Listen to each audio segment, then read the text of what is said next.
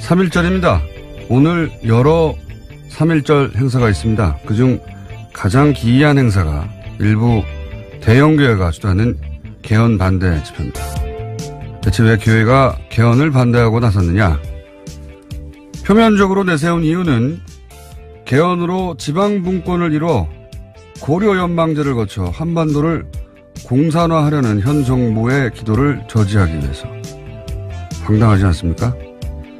여기서 그치지 않습니다. 현 정부가 교회의 모든 활동을 감시하고 선교, 전도, 구제할 때 정부에 일일이 보고를 해야 하며 목사님이 어디서 무엇을 타고 어디로 이동하고 어디서 밥을 먹었는지 정부에 보고해야 한다는 가짜뉴스를 요즘 돌리고 있습니다.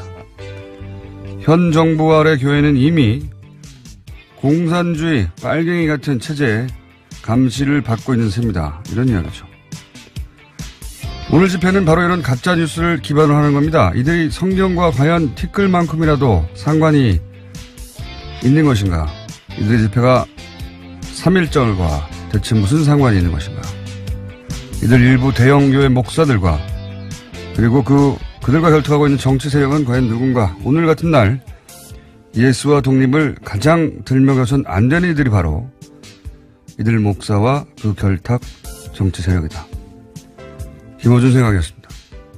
시사인의 김은지입니다. 이 댓글을 통한 공작도 아주 많지만 가짜뉴스도 굉장히 카톡으로 많이 돌아다니거든요. 최근 폭증하고 있는 가짜뉴스 중에 하나가 카톡을 통해서. 이거는 진짜 젊은 세대는 몰라요. 저처럼. 아무래도. 연구가들만 수집 연구가들만 알고 알 수 있는데 거기 보면 이런 얘기가 돌아오고 있어요. 고려연방제. 개헌과 고려연방제가 대체 무슨 상관인지. 지방분권을 반대한다. 그래서 개헌을 반대한다. 왜? 고려연방제로 갈 거기 때문에. 고려연방제로 가면 북한이 되기 때문에. 이 놀라운 논리 아닙니까? 예, 이렇게 돌리고 있어요. 돌리고 있고, 거기 보면 또, 정부가 교회에서 세금을 걷기 위해서, 교회 사람들을 다 경찰서로 부르고 있다, 계속해서. 수시로 부를 것이고, 앞으로도. 말도 안 되는 소리거든요? 예, 말도 안 되는 소리인데, 이 끝에 보면, 이거를 오늘 하루 100명에게 돌려라. 일종의 다단계 같은 방법인 건가요? 아, 대단합니다. 이것 때문에 오늘 대형 집회를 해요. 무슨 상관이 있습니까? 3.1절하고. 3.1절과 가장 먼 사람들이에요, 이분들이. 가장 먼 사람들. 그리고 제가 보기엔 성경과도 가장 먼 사람들입니다. 자, 오늘.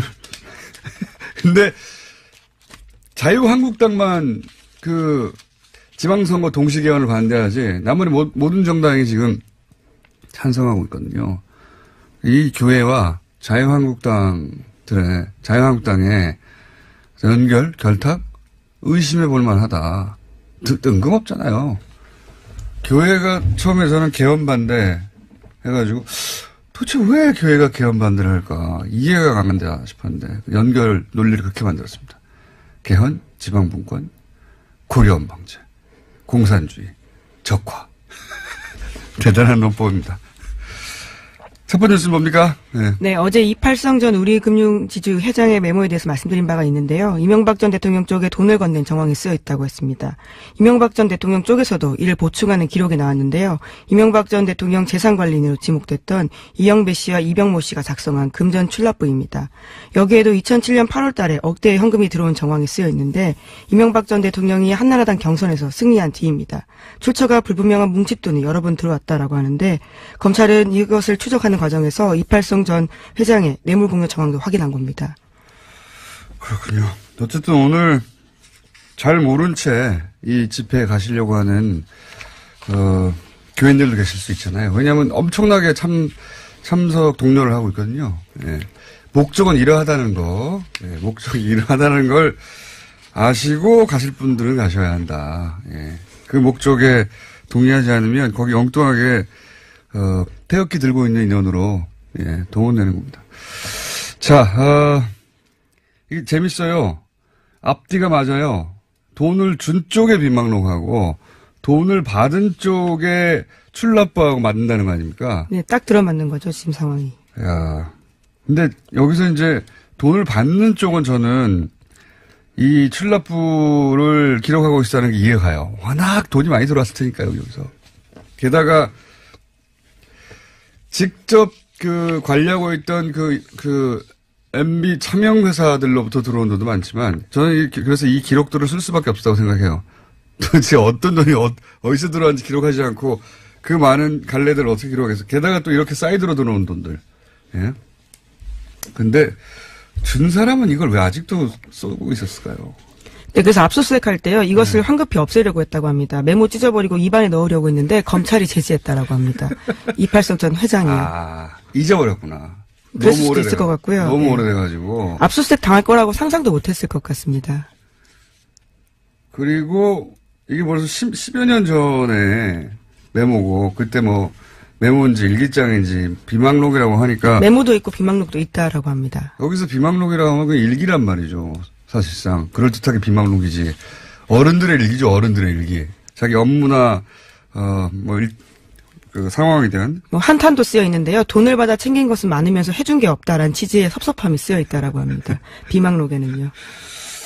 그런데 이렇게 이제 준 사람과 받은 사람 쪽 사이드의 비망록 혹은 메모, 그 다음에 그 금전 출납부는 나왔고, 중간에 배달하는 사람들이 사유라는 거 아닙니까? 배달한 사람이. 그렇죠. 이명박 전 대통령의 사위 이상주 삼성전자 전무인데요. 관련한 진술도 오늘 아침 조선일보에 좀 나왔습니다. 그 돈의 흐름이 두 가지인데요. 8억 원과 14억 5천만 원인데 8억 원에 관련해서는 인정했다라고 합니다. 8억 원은 이명박 전 대통령 형 이상득 의원한테 갔다는 거 아닙니까? 전 의원한테. 네, 그렇게 진술했다라고 하는데요. 선거를 돕고 싶다라는 이야기를 듣고 이상득 전 의원이 이 이야기를 전달해서 준비한 가방을 받아오라고 시켰다라고 합니다. 그런데 이제 이명박 전 대통령한테 갔다고 메모에 써 있는 14억 5천에 대해서는 인정 안 한다는 거 아닙니까? 지금 배달. 네, 그에 대해서는 혐의를 부인하고 있습니다. 돈은 들어왔어요. 그렇죠? 돈은 들어왔으니까 둘 중에 하나네요. 정말 8억만 배달했거나, 그러니까 14억 5천은 배달자가 따로 있거나, 또는 이걸 인정하게 되면 이명박 전 대통령으로 간 돈의 배달은 인정하지 않는 거지 않습니까? 그렇게 되면 이게 문제가 아니라 그 이후 다른 배달까지 다 본인에게 넘어올 수 있고, 게다가 본인은 삼성전자에 있었기 때문에, 그리고 지금 다스 대납이 일어난 그 미국의 로펌을 고용한 삼성전자 아닙니까? 그 삼성전자의 그 로펌을 사실은 지휘할 위치에 있는. 네, 임원 중에 하나입니다. 네, 총괄하는 지위에 있었단 말이죠. 그러니까 본인이 담당이었어요. 그러니까 그 돈의 흐름 속에 본인의 책임 소재도 분명히 있을 수 있는데, 게다가 이명박 전 대통령과 삼성의 거래가 그것뿐이 아니라 추가적으로 더 있었다면 계속해서 등장할 이름인데, 본인이 또 검찰 출신이고 법률가 아닙니까? 어딘가에 선을 그어야 되겠다 싶었던 것 같아요. 근데 어쨌든 일단 이미 돈 배달의 통로가 된 것까지, 그게 이상득이든 MB든 SD든 MB든 그건 드러난 거죠, 이제. 예. 네, 그래서 대질하자라고 검찰이 제안했는데 이에 대해서 받아들이지 않았다라고 합니다.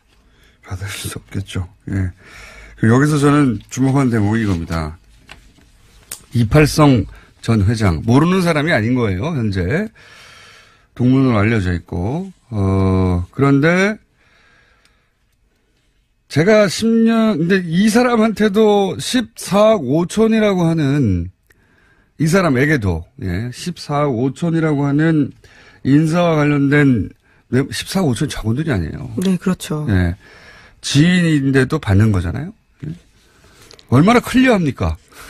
사적 관계와 이 돈 거래가 얼마나 완전히 분리되는 거예요. 제가 10년 이상 지켜본 이명박 전 대통령의, 뭐랄까요. 사람 관계는 전부 돈의 관점에서 봐야지 이해가 됩니다. 마음은 뭘로 표현해요? 돈으로 표현하는 겁니다.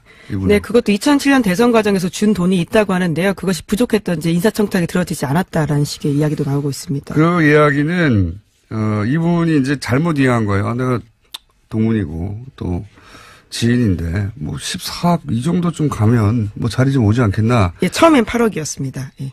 뭐, 결과적으로 14억. 예. 얼마. 나중에 또 14억 5천만 원이 가고요. 네. 예. 총 이쪽 형제한테 보내는 게 22억이 넘잖아요. 22억이 어디 작은 돈입니까?